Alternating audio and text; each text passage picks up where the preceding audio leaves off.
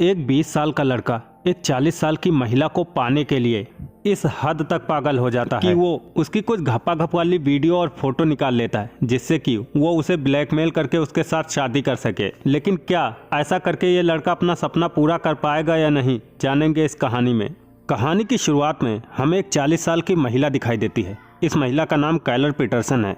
Kyler Peterson का दिल एक 20 साल के लड़के पर आ जाता है जिसका नाम नोआ है। नोआ जब नहा रहा होता है तो काइलर उसे अपनी खिड़की से बार बार झांक रही होती है। नोआ को उस पर शक हो जाता है, इसीलिए वो पीछे हट जाता है। अगले सीन में हम देखते हैं काइलर का पति काइलर को धोखा दे रहा होता है। वो अपनी गर्लफ्रेंड के साथ कहीं बाहर जा रहा होता है, लेकिन वो काइलर से बताता है कि मैं ऑफिस मीटिंग के लिए जा रहा हूँ। इसीलिए काइलर अपने बेटे के साथ एक नए घर में शिफ्ट हो जाती है। एक दिन काइलर जब अपने पार्किंग से गाड़ी निकालने की कोशिश कर रही होती है तो उसका दरवाजा फंस जाता है। अब वो दरवाजे को ऊपर ढकेलने की कोशिश कर रही होती है, लेकिन वो दरवाजे को ऊपर नहीं ढकेल पा रही होती है। तभी वहाँ पर नोआ आ जाता है और वो दरवाजे को एक हाथ से ऊपर कर देता है। ये देखकर काइलर को बहुत खुशी होती है। नोआ के माँ बाप अब इस दुनिया में नहीं हैं और अब वो अपने चाचा जी के साथ रहता है।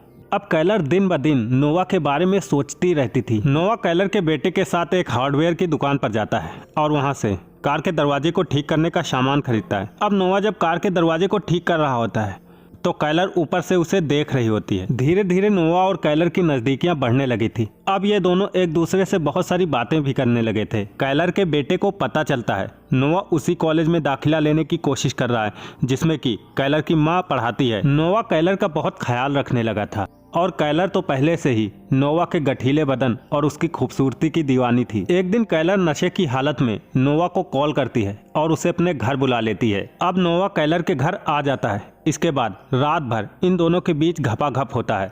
अगली सुबह काइलर को अपनी गलती का एहसास होता है। कहीं न कहीं नोआ भी काइलर से प्यार करने लगा था। काइलर नोआ को समझाती है हमारी तुम्हारी उम्र में बहुत फर्क है और तुम्हें मेरे लिए कुछ भी करने की कोई जरूरत नहीं। अगले दिन काइलर का पति गैलेट वापस आ जाता है। काइलर अपने बेटे के बर्थडे पर गैलेट को डिनर के लिए बुलाती है ताकि उससे डिवोर्स ले सके। काइलर का बेटा नोआ को अपने पिता से मिलवाता है।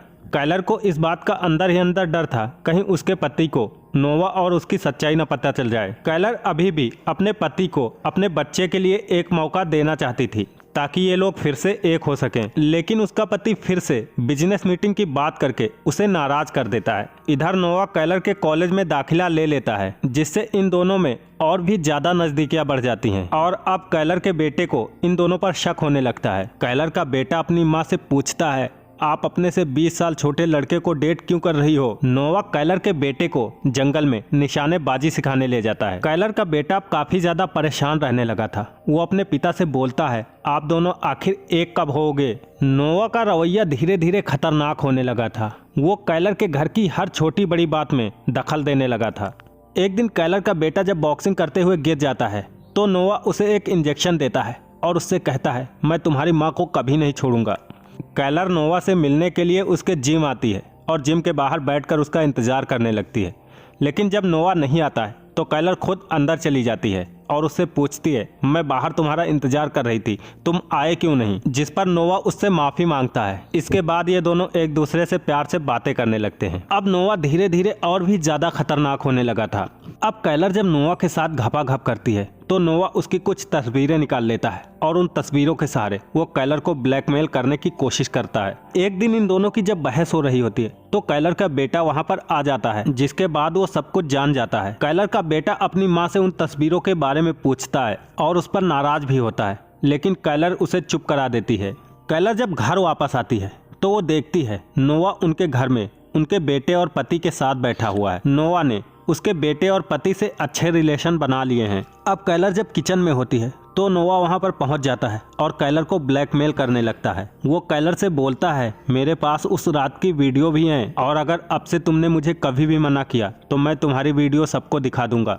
अब रात में काइलर नोआ को समझाने के लिए उसके घर जाती है और उससे कहती है तुम्हें जितने भी पैसे चाहिए वो मैं तुम्हें दे दूंगी, लेकिन तुम मेरी वीडियो डिलीट कर दो। लेकिन नोआ उससे बोलता है मुझे कोई पैसा नहीं चाहिए, बस मेरा जब भी मन करेगा तुम्हें मेरे साथ घपाघप करना होगा। अब काइलर गुस्सा होकर वहां से चली जाती है। काइलर अपनी एक दोस्त विक्की से मदद मांगती है जो कि एक स्कूल की प्रिंसिपल होती है। अब विक्की और काइलर एक प्लान बनाते हैं और उस प्लान के तहत नोआ को घर से दूर एक सुनसान जगह पर बुलाने का फैसला करती हैं। उधर काइलर नोआ के घर पहुंच जाती है और नोवा भी विक्की की बुलाई जगह पर पहुंच जाता है। जब वो गाड़ी रोकता है तो बगल वाली गाड़ी में विक्की को देखता है, इसीलिए वो वहां से गाड़ी घुमाकर अपने घर की तरफ चल देता है, क्योंकि उसे शक हो गया था कि कैलर उसके घर वो डीवीडी और वीडियो डिलीट करने के लिए गई हुई होगी। जब कैलर नोवा के घर डीवीडी और वीडियो ढूंढने की कोशिश कर रही होती है, तब उसे नोवा के घर एक खुफिया कमरे के बारे में पता चलता है। जब कैलर उस खुफिया कमरे में पहुंचती है तो उसकी दीवारों पर सिर्फ कैलर की ही नंगी तस्वीरें लगी हुई थी।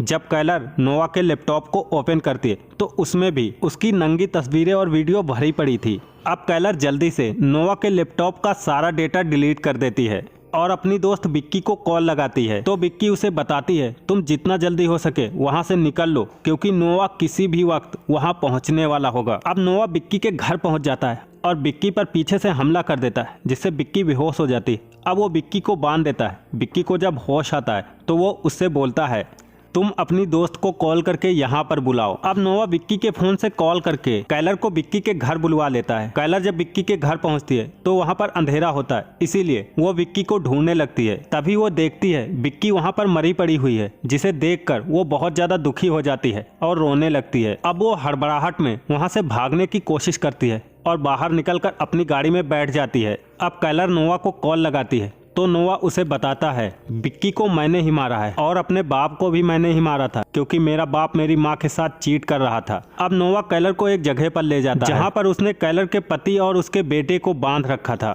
और वहाँ पर वो कैलर से बोलता है, इन लोगों के मरने के बाद ही हम दोनों एक नई शुरुआत कर पाएंगे। इसीलिए अब नोवा वहाँ पर पेट्रोल छिड़क कर आग लगा देता है। अब कैलर दिमाग लगाती है और वो नोवा के ऊपर लोड गिराकर उसे मार देती है। इसके बाद वो अपनी फैमिली के साथ वहाँ से निकल जाती है और इसी के साथ ये कहानी यहीं पर खत्म हो जाती है।